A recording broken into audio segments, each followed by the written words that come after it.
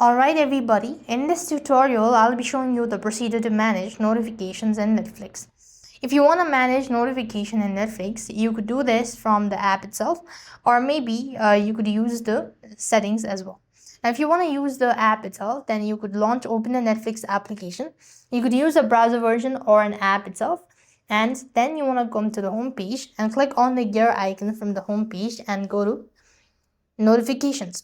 Now when you go to the notifications section from the menu or app settings, you could go ahead and toggle the button for notification or customize it accordingly.